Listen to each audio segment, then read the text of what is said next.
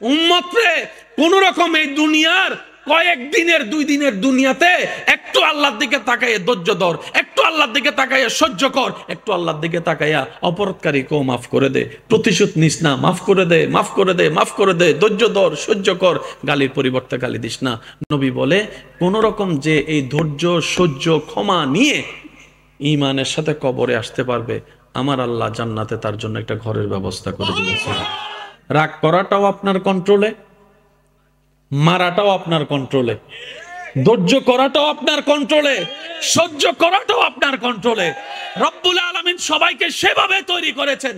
আল্লাহ পাক বলে বান্দা তোকে রাগও দিলাম, ধৈর্য ধরার ক্ষমতাও দিলাম, বাকিটা তোর ইচ্ছা। তার মানে আল্লাহর পছন্দের প্রত্যেকটা কোয়ালিটি আমাদের কম বেশি সবার ভিতরে আল্লাহ দান করেছেন, কিন্তু ওই শয়তানের কর্মকাণ্ডকে আমরা প্রাধান্য দিতে দিতে ওই নিয়ামত যে আছে সেটা আমাদের মনেও নাই, বুঝতেও পারি না, যার কারণে রাজত্ব শয়তানের হয়েছে। মনে রাখবেন ভাই, প্রতিশোধ নিলে শান্তি পাবেন সাময়িক, ক্ষমা করে দিলে প্রশান্তি পাবেন আজীবনকাল। যে ক্ষমা করে দেয়, নবী বলে সে আল্লাহ থেকে ক্ষমা নিয়ে নেয়। আপনি ক্ষমা করবেন কেন? আপনার রব যেন আপনাকে ক্ষমা করে, আপনি যেন রব থেকে ক্ষমা পান, সেজন্য আপনি ক্ষমা করবেন।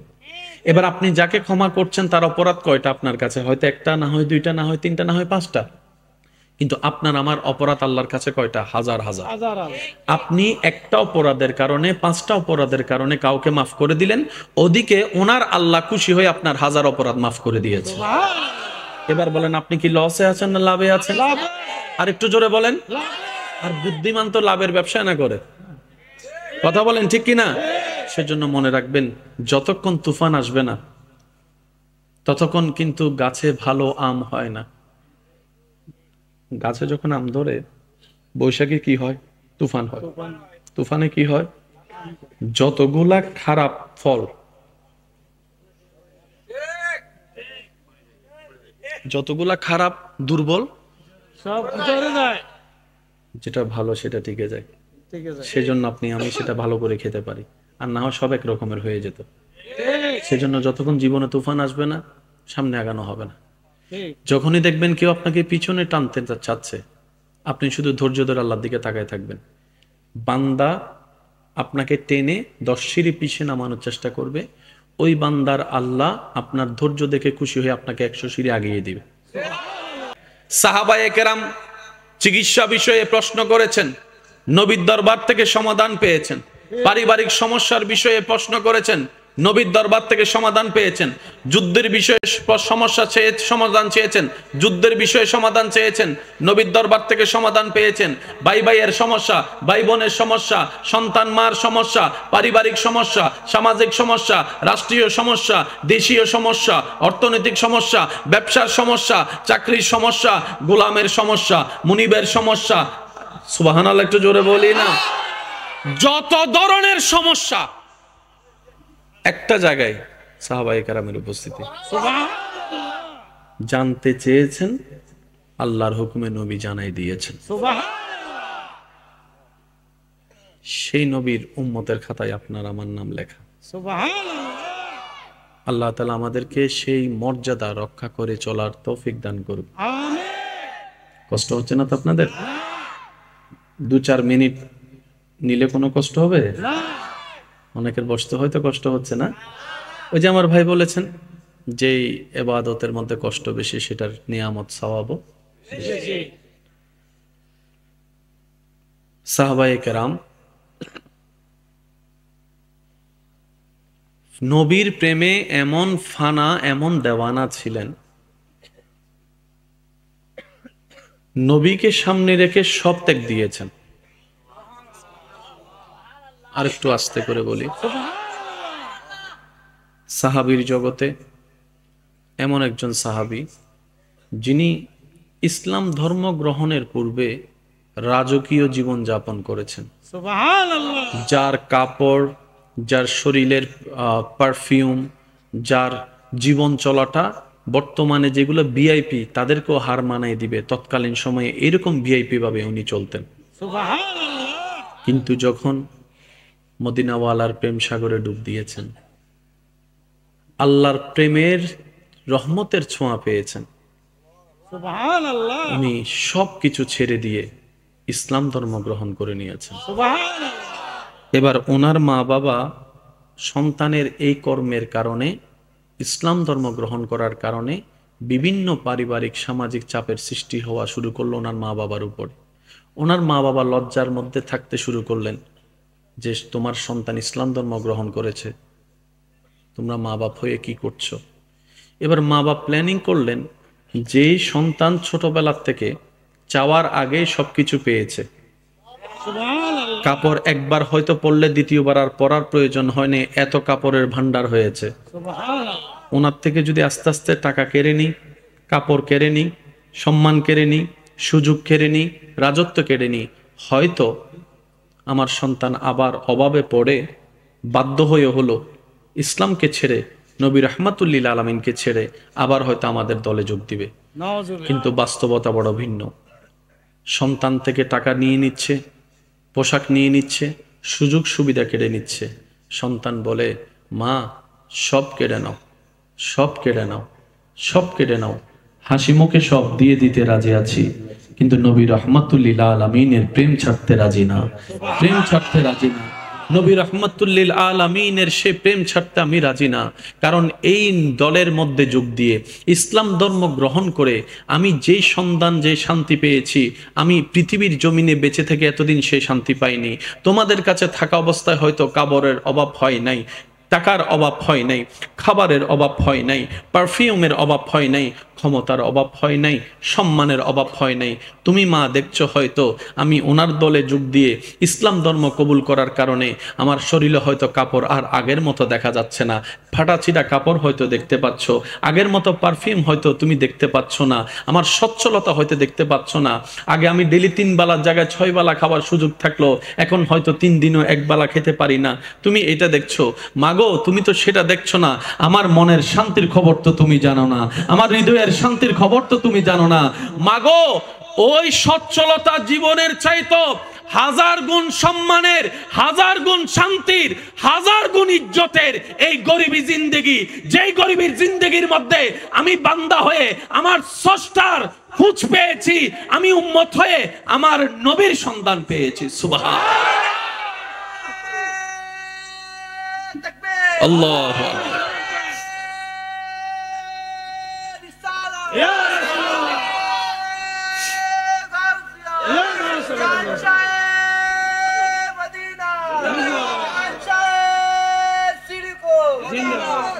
আমার সোনার মদিনা, আমার প্রাণের মদিনা, সব ভুলিব কিন্তু তোমায় ভুলিনি, ভুলবো না, ভুলতে পারি না, ভুলিনি, ভুলবো না, ভুলতে পারি না, সব ভুলিব কিন্তু তোমায়।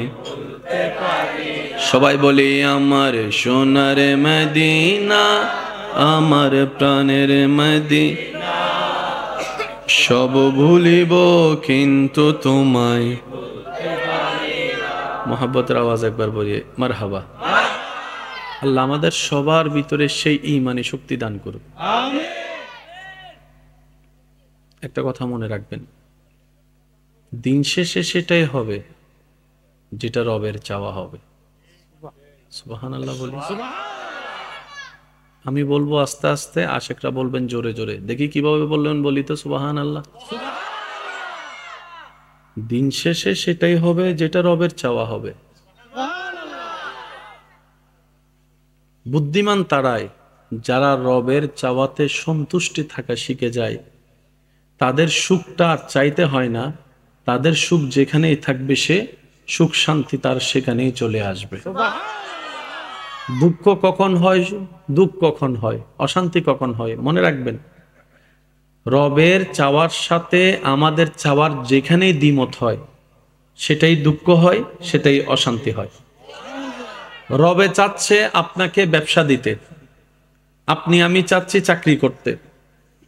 এবার চাকরি না পাওয়ার কারণে আমাদের কষ্ট, ব্যবসা পাওয়ার পরও সুখটা হচ্ছে না, কারণ ব্যবসা তো ভালো লাগেই নি আগে থেকে। তো বান্দারা কি করে, যারা সত্যিকার বান্দা তারা বলে দিনটাও রবের হুকুম, রাতটাও রবের হুকুম, সূর্যোদয়ও রবের ইচ্ছা, সূর্য অস্তও রবের ইচ্ছা। সুবহানাল্লাহ। কোনো প্রকার খুঁটি ছাড়া এই যে মধ্য আকাশে সূর্য দাঁড়িয়ে থাকে, এটাও আমার রবের ইচ্ছা। হায়াতও আমারই রবের ইচ্ছা, মতও আমার রবের ইচ্ছা। প্রত্যেকটা কিছু যেহেতু আমার রবের ইচ্ছাই, আমি বান্দাও আমার সারাটা জীবনের 24টা ঘন্টার প্রতিটা সেকেন্ডকে আমার রবের ইচ্ছার উপর ছেড়ে দিয়েছি। সুবহানাল্লাহ। আমার প্রত্যেকটা সেকেন্ড আমার রবকে সন্তুষ্টি করার জন্য। এবার আমার রব যদি আমাকে দালানে রাখতে চায়, আমি দালানে থেকে খুশি। আমার রব যদি আমাকে মাটিতে শুয়ে রাখতে চায়, আমি মাটিতে শুয়ে খুশি। এই সমস্ত বান্দাদের জন্য রবের ফরমান, রব বলে যে দুনিয়ার কষ্ট যে সয়ে আমি রবকে খুশি করে কবরে আসবে ঈমানের সাথে।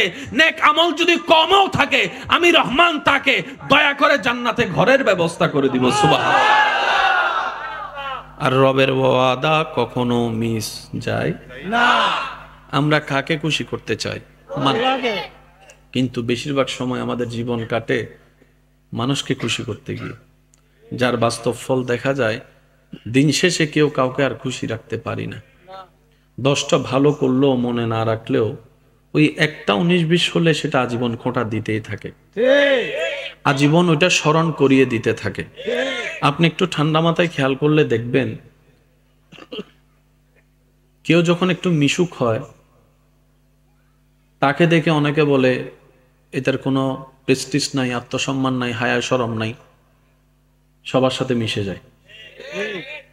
আবার সে মানুষটা যখন ওই কথাগুলাকে কানে নিয়ে নিজেকে রিজার্ভ করে ফেলে, কারোর সাথে মিশে না, কথা বলে না, বলে যে দেখ না তার বাপটা কেমন, অহংকারটা কেমন, মিশলেও জ্বালা, না মিশলেও জ্বালা। আপনি একটু হেসে হেসে কথা বলবেন, আপনাকে কেউ দামও দিবে না, সম্মানও করবে না, ভয়ও পাবে না। একটু মুড নিয়ে কথা বলবেন, তাকে বদনাম করবে, চেহারা দেখলেও ভয় লাগে। আমি কি বুঝাতে পারছি কথা? আপনি খাইলেও জ্বালা, না খাইলেও জ্বালা, হাঁটলেও জ্বালা, বসলেও জ্বালা, ঘুমাইলেও জ্বালা, না ঘুমাইলেও জ্বালা। একটু জোরে বলি ঠিক কিনা? বেশি মিশলেও জ্বালা, কম মিশলেও জ্বালা, কথা বললেও জ্বালা, কথা না বললেও জ্বালা। কারণ এটা দুনিয়া, এটা জান্নাত নয়। এখানে এগুলা যতদিন বেঁচে থাকবেন এগুলা থাকবে। তাই বুদ্ধিমানরা মানুষকে খুশি করতে না চেয়ে মানুষের স্রষ্টাকে খুশি করার পিছনে লেগে যায়। সুবহানাল্লাহ। কারণ স্রষ্টা যখন কোনো বান্দার উপর রাজি হয়ে যায়, ওই স্রষ্টার সমস্ত সৃষ্টি ওই সৃষ্টির বান্দাটাকে মহাব্বত করতে শুরু করে, ওই বান্দাকে মহাব্বত করতে শুরু করে, যে রবের সন্তুষ্টি হাসিলের পক্ষে লেগে যায়। বলেন না সুবহানাল্লাহ। আল্লাহ তাআলা আমাদের সবাইকে সেই নিয়ামত নেওয়ার তৌফিক দান করুন। এবার আমি কিছু কথা বলবো, আপনারা শুধু বুঝে বুঝে আমাকে উত্তর দিবেন। আল্লাহর ভালোবাসা আমাদের দরকার আছে কি নাই? রবের ভালোবাসা ছাড়া বান্দার জন্য, নবীর ভালোবাসা ছাড়া উম্মতের জন্য প্রাণহীন একটা পুতুল মাত্র আমরা। কথা বলেন ঠিক কিনা? আল্লাহ কাদেরকে ভালোবাসেন, কাদেরকে ভালোবাসেন না। আমি কিছু কথা বলবো, আপনারা শুধু শুনে শুনে বলবেন আল্লাহ কি এই সমস্ত বান্দাদেরকে পছন্দ করেন নাকি করেন না, ভালোবাসেন কি বাসেন না, আপনারাই বলবেন। অত্যাচারীকে আল্লাহ ভালোবাসে না। আওয়াজটা মনে হয় একটু বড় হবে। অত্যাচারীকে আল্লাহ ভালোবাসে না। সুদখোরকে আল্লাহ ভালোবাসে না। ঘুষখোরকে আল্লাহ ভালোবাসে না। বেয়াদবকে আল্লাহ ভালোবাসে না। ঝগড়াটিকে আল্লাহ ভালোবাসে না। প্রতারককে আল্লাহ ভালোবাসে না। 2 নম্বরই যারা করে তাদেরকে আল্লাহ ভালোবাসে না। আল্লাহর সীমাকে লঙ্ঘন যারা করে তাদেরকে আল্লাহ ভালোবাসে না। মুরব্বির সাথে যারা বেয়াদবি করে তাদেরকে আল্লাহ ভালোবাসে না। মা বাবার সাথে যারা অত্যাচার করে, মা বাবাকে কষ্ট দেয় অন্যায়ভাবে, তাদেরকে আল্লাহ ভালোবাসে না। যৌতুকের কারণে বউয়ের উপর গায়ে হাত তুলে তাদেরকে আল্লাহ ভালোবাসে না। একটু জোরে বলি। ওজনে 19-20 করে যারা, তাদেরকে আল্লাহ ভালোবাসে না। রাস্তা যারা বন্ধ করে, পানি যারা বন্ধ করে, তাদেরকে আল্লাহ ভালোবাসে না। যারা অন্যের বিয়ে ভঙ্গন করে দেয় ভৌনি দিয়ে, তাদেরকে আল্লাহ ভালোবাসে না। গীবত করে পিছনে পেঁচ লাগাই দেয়, পিন মেরে দেয়, তাদেরকে আল্লাহ ভালোবাসে না। এই সমস্ত কাজ থেকে আল্লাহ যেন আমাদেরকে হেফাজত করে। এবার বলবো, এগুলার উত্তর আপনারা দিবেন। ফরহেজগার বান্দাকে আল্লাহ ভালোবাসে মাশাআল্লাহ, আরেকটু জোরে। ভালোবাসে ফরহেজগার বান্দাকে আল্লাহ, তাকিন বান্দাকে আল্লাহ, ভালোবাসে সৎ বান্দাকে আল্লাহ, ভালোবাসে ভদ্র বান্দাদেরকে আল্লাহ, নম্র বান্দাদেরকে আল্লাহ, ভালোবাসে সহযোগিতাকারী বান্দাদেরকে আল্লাহ, ভালোবাসে উপকারী বান্দাদেরকে আল্লাহ, ভালোবাসে ধৈর্যশীল বান্দাদেরকে আল্লাহ, ভালোবাসে সহ্য যারা করে রবের সন্তুষ্টির দিকে তাকিয়ে তাদেরকে আল্লাহ, ভালোবাসে নামাজীদেরকে আল্লাহ, ভালোবাসে রোজাদারকে আল্লাহ, ভালোবাসে মা বাবাকে খুশি করে চলে এমন সন্তানকে আল্লাহ, ভালোবাসে স্বামী হিসেবে স্ত্রীর হক, স্ত্রী হিসেবে স্বামীর হক যারা আদায় করে তাদেরকে আল্লাহ, ভালোবাসে বড়দেরকে যারা সম্মান করে ছোটদেরকে যারা স্নেহ করে তাদেরকে আল্লাহ, ভালোবাসে যে যার যতটুক সম্পত্তি প্রাপ্য তাকে সম্পত্তি যে দিয়ে দেয় তাদেরকে আল্লাহ, ভালোবাসে যারা ধৈর্য ধারণ করে তাদেরকে আল্লাহ। ভালোবাসে একবার বলি সুবহানাল্লাহ। আল্লাহ আমাদেরকে যে হায়াতটা দিয়েছেন এই হায়াতের মেইন অর্থটা কি? এক কথায় বুঝি, পরকালীন সুন্দর জীবন পাওয়ার জন্য আল্লাহ আমাদেরকে একটা সুযোগ দিয়েছে। সুবহানাল্লাহ আর একটু মহাব্বতে সুবহানাল্লাহ বলেন। পরকালীন জীবনকে সুন্দর করার জন্য আল্লাহ তাআলা আমাদেরকে যে সুযোগটা দিয়েছেন এটার নামে হায়াত, এটার নামে জীবন। আল্লাহ কিন্তু একবারও বলে নাই খাওয়া দাওয়া বন্ধ কর, আমাকে খুশি করতে লেগে যা। একবারও বলে নাই ব্যবসা করতে পারবি না, চাকরি করতে পারবি না, আল্লাহ একবারও বলে নাই। আল্লাহ এটা পর্যন্ত বলে নাই ঘর থেকে বের হয়ে রাস্তায় যেতে পারবি না, বন্ধু বান্ধবের সাথে দেখা করতে পারবি না, কথা বলতে পারবি না, শুধু আমাকে নিয়ে থাকবি। আল্লাহ একটাবারও বলে নাই। আল্লাহ তাআলা বলেছেন সব কর, কিন্তু প্রত্যেকটা করা যেন আমার নবীর দেওয়া সুন্নত মোতাবেক হয়, তাহলে তোর করায় করা হবে, সুন্নতে সুন্নত আদায় হবে, আমি রব খুশি হয়ে যাব, তোর করার উপর খুশি হয়ে আমি আল্লাহ সওয়াবের ব্যবস্থা করে দেব। করতে নিষেধ করেননি, তবে আল্লাহ চেয়েছেন, আল্লাহ চাচ্ছেন আমরা যেন কাজগুলোকে সুন্নত মোতাবেক করি। এখানে আমি একটা কথা এড করতে চাই, সেটা হচ্ছে যে নবীজির সুন্নত। সুবহানাল্লাহ। সুবহানাল্লাহ বিজ্ঞানের যতগুলো আবিষ্কার আছে আপনি একটু দেখলে দেখবেন বিজ্ঞান অনেক কিছুই আবিষ্কার করেছে যে একই তত্ত্ব 1450 বছর আগে আল্লাহ তাআলা নবীর মাধ্যমে জানিয়ে দিয়েছেন। যে পানি খাওয়ার যে নিয়মটা বর্তমান ডাক্তাররা বারবার বলছে, একই পদ্ধতি আমাদের নবী আগে থেকেই জানিয়ে দিয়েছে। সুবহানাল্লাহ নবীজির প্রত্যেকটা সুন্নত নিয়ে যদি আপনি ঠান্ডা মাথায় একটু গবেষণা করে দেখবেন, দেখলে দেখবেন আপনি সেখানে রাষ্ট্রবিজ্ঞানও পাবেন, সমাজ বিজ্ঞানও পাবেন, অর্থনীতিও পাবেন, আপনি সেখানে চিকিৎসা বিজ্ঞানও পাবেন। প্রত্যেকটা সেক্টরে আল্লাহ নবীকে দিয়ে কাজ করিয়ে দিয়েছেন। বলেন সুবহানাল্লাহ। আল্লাহ আমাদেরকে নবীজির সুন্নত মেনে চলার তৌফিক দান করুন। সপ্তাহের রাতের ভিতরে সবচেয়ে দামি রাত বৃহস্পতিবার রাত, রানিং মানে জুমা রাত, যেটাতে এখন আমরা আছি।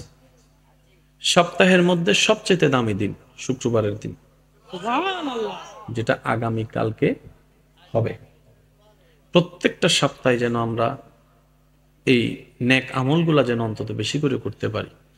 সুবহানাল্লাহ আল্লাহ আমাদের সবাইকে একটু তৌফিক দান করুন। আমিন শান্তিতে থাকতে যদি চাই, রবের নিয়ামত যদি নিতে চাই, ধৈর্য ধরা ছাড়া, সহ্য করা ছাড়া, শুকরিয়া আদায় করা ছাড়া আর কোনো উপায়। আর নামাজ হচ্ছে শুকরিয়ার সবচাইতে উত্তম অংশ। নামাজ হচ্ছে শুকরিয়ার সবচাইতে উত্তম অংশ। আপনি যদি একটু দেখেন আল্লাহর প্রিয় বান্দাদেরকে, নবী রাসূলদেরকে যখনই কোনো বিশেষ নিয়ামত দিয়েছেন, কোন একটা ঘটনা ঘটেছে, ওনারা সিজদা দেওয়ার মাধ্যমে রবের দরবারে শুকরিয়া আদায় করেছেন। আপনি দেখবেন অনেক আল্লাহওয়ালাদের জীবনীতে দেখলে দেখবেন ওনারা নফল নামাজের মাধ্যমে আল্লাহর দরবারে শুকরিয়া করেছেন। তো নামাজের সাথে শুকরিয়ার একটা বড় সম্পর্ক আছে। আল্লাহ তাআলার ফরমান কি, লা ইন শাকারতুম লা আযীদান্নাকুম। হে আমার বান্দাগণ, আমি আল্লাহর পক্ষ থেকে যাই নিয়ামত পাও, যতটুকু পাও, যখনই পাও, কোন প্রকার আপত্তি আফসোস করা ছাড়া যদি তুমি খুশি মনে আমি রবের শুকরিয়া করতে পারো, অর্থাৎ আমার দেওয়াতে তুমি খুশি হতে পারো, আমি আল্লাহ তোমার সাথে ওয়াদা করলাম, আজকে যেটা তুমি অল্প পেয়ে খুশি হয়েছ, আমি মালিক, আমি খালিক, লা আজিদান্নাকুম, সেটা সামনে তোমার জন্য আরো বাড়িয়ে তোমার জন্য আমি আল্লাহ দান করে দিব। আমি রবের উপর খুশিতে থাকবে, সে অশান্তিতে থাকবে, তা কখনো হতে পারে না। আমি রবকে ভালোবাসবে, সে লসে থাকবে, তা কখনো হতে পারে। সেজন্য মনে রাখবেন, মুমিন বান্দার কখনো লস হয় না। মুমিন বান্দা যাই করুক, লাভ লাভ লাভ। কান্না করলেও লাভ, হাসলেও লাভ। সুবহানাল্লাহ। হেসে কথা বললে সদকায়ে জারিয়া হয়, কান্না করলে গুনাহ মাফ হয়। লস বলতে কোনো শব্দ আল্লাহ পাক আমাদের, আল্লাহ তাআলা যত নিয়ামত রেখেছেন, সর্ব নিয়ামত আমাদেরকে নিয়ে কামেল মুকাম্মেল বান্দা বানার তৌফিক দান করুক। আজকের এই আয়োজনকে আল্লাহ কবুল করুক। যারা যেভাবে শরীক শামিল হয়েছেন, প্রত্যেক জনের মোহাব্বতকে আল্লাহ কবুল করুক। যে দুই একজন আমাকে ভালোবাসেন, আবদার করে বলে যেতে চাই, গালির পরিবর্তে গালি নয়। মনে রাখবেন ভাই, অনেক হয়েছে এগুলা, অশান্তি ছাড়া শান্তি কেউ পায়নি। কত পারিবারিক সমস্যার কারণে কত ঘরোয়া মিটিং হয়েছে কতজনের ঘরে, মিটিং এর জায়গায় রয়ে গেছে, আগের সম্পর্ক জোড়া কখনো লাগে নাই। করুক না, করতে দেন। আপনারই তো ভাই, আপনারই তো বোন, আপনারই তো স্ত্রী, আপনারই তো স্বামী, বান্দাটা তো রবের। একটু শুয়ে যান না, একটু ধৈর্য ধরেন। আপনি বলবেন আর কত ধৈর্য ধরবো, আমি শুধু এতটুকু বলবো, যতক্ষণ আপনার রব খুশি না হয় ততক্ষণ ধৈর্য ধরেন। যতক্ষণ রব্বুল আলামিন খুশি না হবে ততক্ষণ ধৈর্য ধরতে থাকুন। সুবহানাল্লাহ। কারণ যখন আপনার রব আপনার উপর বয়ে যাওয়া তুফানের আপনাকে ধৈর্যশীল হিসেবে রব দেখে আপনার উপর খুশি হয়ে যাবে। রব্বুল আলামিন ইন্নাল্লাহা মা'আস সাবিরিন আয়াতের বদৌলতে আপনার সাথী আপনার রব হয়ে যাবে। আপনাকে যদি রব সাথী বানিয়ে নেয়, বন্ধু বানিয়ে নেয়, কাছে টেনে নেয়, এরকম হাজার দুশমনী তো অনেক ভালো, যে দুশমনির পরে আপনি রবের বন্ধু হবেন। এর চেয়ে বড় পাওয়ার কিছু হতে পারে? একটু জোরে বলেন না। রব যদি বলে 100 জন মানুষের অত্যাচার যদি তুই সহ্য করতে পারস মুখ বন্ধ করে, আমি আল্লাহ তোকে আমার বন্ধু বানাবো। সত্যি করে বলেন, হাজার কষ্ট হলেও কি লাগবেন না? আমি আপনাদেরকে একটা কথা বলি, রাত অনেক হয়ে যাচ্ছে, আপনাদেরও কষ্ট হচ্ছে। হদুনে তো গুরুপ তো আর বাংলার বুক লাগি না হনো বেশি। আল্লাহ আমাদের এই মোহাব্বতকে কবুল করুক। আচ্ছা, শেষ ভালো যার সব ভালো তার, আওয়াজটা একটু বড় করে দিবেন, একদম মনের কান দিয়ে আমার কথাটা শুনবেন। মনে করেন একটা খেলা শুরু হয়েছে, খেলার নিয়ম হচ্ছে 10 জন ব্যক্তি নেওয়া হলো। খেলার যারা পরিচালক তারা বললেন, আগামী 3 সপ্তাহ যদি তোমরা আমার নিয়মে, আমাদের নিয়মে, খেলার নিয়মে যদি করতে পারো, চলতে পারো, এখানের ভিতর যে জিতবে তাকে ঢাকা গুলশানে 3টা জায়গা দেওয়া হবে, 2টা ফ্ল্যাট দেওয়া হবে, 10 কেজি 10 ভরি স্বর্ণ দেওয়া হবে, 10 কোটি টাকা দেওয়া হবে, একটা গাড়ি দেওয়া হবে যে জিতবে। বলেন যে জিতবে। এবার এই খবরটা শুনে মোটামুটি নাম লেখা বানাকে সবাই কম বেশি নাম। এবার নাম লেখানোর পরে আপনি জানলেন যে নিয়মটা কি। এবার নিয়ম দিচ্ছে আপনাকে, আমি একটু বলি, একটু খেয়াল করবেন, সবার মনোযোগ চাচ্ছি আমি। এই একটু, পুরস্কার কি কম না বেশি? একটু জোরে বলি। অনেকগুলা পুরস্কার। খেলার টাইম কয়দিন? 3 সপ্তাহ। 3 সপ্তাহ। খেলার টাইম কয়দিন? 3 সপ্তাহ। অর্থাৎ 3 সপ্তাহ কেউ যদি পার করে ফেলতে পারে সে জয় হবে। ঢাকা গুলশানে তার বাড়ি হবে, ফ্ল্যাট হবে, গাড়ি হবে, স্বর্ণ হবে, এই হবে, মানে কোনো কিছুর আর অভাব নাই, চোখের পলকে কোটিপতি। ঠিক। এবার আপনারা আমরা সবাই মিলে ওনার থেকে জানতে চাইলাম যে খেলার নিয়ম কি। এবার উনি খেলার নিয়ম দিচ্ছে, আগামী 3 সপ্তাহ আপনাকে যদি কেউ 14 গোষ্ঠী ধরে গালিও দেয়, আপনি উত্তর দিতে পারবেন না। ঠিক। আপনাকে কেউ যদি গুতায়, আপনি লড়তে পারবেন না। কেউ যদি আপনাকে রাগায়, আপনি রাখতে পারবেন না। এই 3 সপ্তাহের ভিতরে যদি আপনার বউ আপনার সাথে ঝামেলা করে, আপনি উল্টা ঝামেলা করবেন না। এই 3 সপ্তাহের ভিতরে আপনার স্বামী যদি আপনার উপর রাগারাগি করে, আপনি মুখ ভার করে বসে থাকতে পারবেন না। এই 3 সপ্তাহের ভিতরে যদি কেউ আপনাকে টেনে ধরে রাস্তা থেকে নামিয়ে দেয়, আপনি তার নাক মুখ ফাটা দিতে পারবেন না। এই 3 সপ্তাহের ভিতরে কেউ যদি আপনার পিছনে কাঁটা দেয়, আপনি তাকে উল্টা ছুরি মারতে পারবেন না। এই 3 সপ্তাহের ভিতরে কেউ যদি আপনাকে গালমন্দ করে, তার উত্তর দেওয়ার আপনার কোনো সুযোগ নেই, আপনাকে চুপ করে সহ্য করতে হবে। এই 3 সপ্তাহের ভিতরে যদি খাবার অভাব হয়, আপনি অস্থির হতে পারবেন না। এই 3 সপ্তাহের ভিতরে যদি আপনার অপমান হয় কিংবা কোনো কিছুতে ফেল করেন, আপনি সুইসাইড করতে পারবেন না, নেশা করতে পারবেন না। এই 3 সপ্তাহের ভিতরে যদি আপনার শারীরিক কোনো কষ্ট হয়, আপনি হা হুতাশ করে চিল্লাইতে পারবেন না, নিজের ভিতর রাখতে হবে। এক কথায় আপনাকে ধৈর্যশীলের পরিচয় দিতে হবে, সহ্য করনেওয়ালার পরিচয় দিতে হবে, ক্ষমাকারী হিসেবে আপনাকে প্রতিষ্ঠিত করতে হবে। কেউ অন্যায় করলে তাকে মাফ করে দিতে হবে, প্রতিশোধ নিতে পারবেন না। এই ধরনের যদি কোনো শর্ত দেয়, 3 সপ্তাহ খেলা। এবার এই 3 সপ্তাহ খেলা শুরু হওয়ার পরে আমি যদি কাউকে যাইয়া একটা খারাপ কথা বলি, সে কি গালি দিবে না হাসবে? বলেন না কি করবে? রাগ আসলো, সে রাগকে দমাবে, কি বলে? 3 সপ্তাহ 3 সপ্তাহ 3 সপ্তাহ 3 সপ্তাহ। কারণ 3 সপ্তাহের ভিতর যদি আমার রাগ উঠে যায়, আমি হেরে যাব।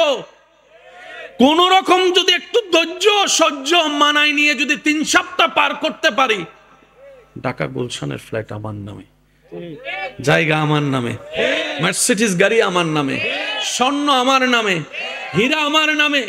ঠিক একই কথা তো নবী বলেছেন, উম্মত রে, কোন রকম এই দুনিয়ার কয়েকদিনের 2 দিনের দুনিয়াতে একটু আল্লাহর দিকে তাকাইয়া ধৈর্য ধর, একটু আল্লাহর দিকে তাকাইয়া সহ্য কর, একটু আল্লাহর দিকে তাকাইয়া অপরাধকারীকেও মাফ করে দে, প্রতিশোধ নিস না, মাফ করে দে, মাফ করে দে, মাফ করে দে, ধৈর্য ধর, সহ্য কর, গালির পরিবর্তে গালি দিস না। নবী বলে, কোন রকম যে এই ধৈর্য সহ্য ক্ষমা নিয়ে ঈমানের সাথে কবরে আসতে পারবে, আমার আল্লাহ জান্নাতে তার জন্য একটা ঘরের ব্যবস্থা করে দিয়েছে। বাস নিজের মনকে শুধু একটু বুঝান না। 3 সপ্তাহ, কয় সপ্তাহ? 3 সপ্তাহ। এবার দেখেন, যে 3 সপ্তাহের খেলাতে নামছে, তার কি রাগ আছে না নাই? কিন্তু সে রাগ দেখায় না। গালি জানে কি জানে না? জানে। কিন্তু গালি দেয় না। মারার জন্য হাত আছে না নাই? শক্তি আছে না নাই? কিন্তু 3 সপ্তাহে সে মারে না। তার মানে কি জানেন? রাগ করাটাও আপনার কন্ট্রোলে, মারাটাও আপনার কন্ট্রোলে, ধৈর্য করাটাও আপনার কন্ট্রোলে, সহ্য করাটাও আপনার কন্ট্রোলে। রব্বুল আলামিন সবাইকে সেভাবে তৈরি করেছেন। আল্লাহ পাক বলে, বান্দা, তোকে রাগও দিলাম, ধৈর্য ধরার ক্ষমতাও দিলাম, বাকিটা তোর ইচ্ছা। যদি আপনি কন্ট্রোলে করতে না পারেন, 3 সপ্তাহের খেলায় আপনি গালি না দিয়ে থাকলেন কিভাবে? বকা না দিয়ে থাকলেন কিভাবে? না মেরে থাকলেন কিভাবে? ধৈর্য ধরে থাকলেন কিভাবে? সহ্য করে থাকলেন কিভাবে? তার মানে আল্লাহর পছন্দের প্রত্যেকটা কোয়ালিটি আমাদের কম বেশি সবার ভিতরে আল্লাহ দান করেছেন, কিন্তু ওই শয়তানের কর্মকাণ্ডকে আমরা প্রাধান্য দিতে দিতে ওই নিয়ামত যে আছে সেটা আমাদের মনেও নাই, বুঝতেও পারি না, যার কারণে রাজত্ব শয়তানের হয়েছে। মনে রাখবেন ভাই, প্রতিশোধ নিলে শান্তি পাবেন সাময়িক, ক্ষমা করে দিলে প্রশান্তি পাবেন আজীবনকাল। যে ক্ষমা করে দেয়, নবী বলে, সে আল্লাহ থেকে ক্ষমা নিয়ে নেয়। আপনি ক্ষমা করবেন কেন? আপনার রব যেন আপনাকে ক্ষমা করে, আপনি যেন রব থেকে ক্ষমা পান, সেজন্য আপনি ক্ষমা করবেন। এবার আপনি যাকে ক্ষমা করছেন তার অপরাধ কয়টা আপনার কাছে? হয়তো 1টা, না হয় 2টা, না হয় 3টা, না হয় 5টা। কিন্তু আপনার আমার অপরাধ আল্লাহর কাছে কয়টা? হাজার হাজার। আপনি একটা অপরাধের কারণে, 5টা অপরাধের কারণে কাউকে মাফ করে দিলেন, ওদিকে ওনার আল্লাহ খুশি হয়ে আপনার হাজার অপরাধ মাফ করে দিয়েছে। এবার বলেন, আপনি কি লসে আছেন না লাভে আছেন? আর একটু জোরে বলেন। আর বুদ্ধিমান তো লাভের ব্যবসা না করে, কথা বলেন ঠিক কিনা? সেজন্য মনে রাখবেন, যতক্ষণ তুফান আসবে না ততক্ষণ কিন্তু গাছে ভালো আম হয় না। গাছে যখন আম ধরে, বৈশাখে কি হয়? তুফান হয়। তুফানে কি হয়? যতগুলা খারাপ ফল যতগুলা খারাপ দুর্বল সব ভিতরে যায়।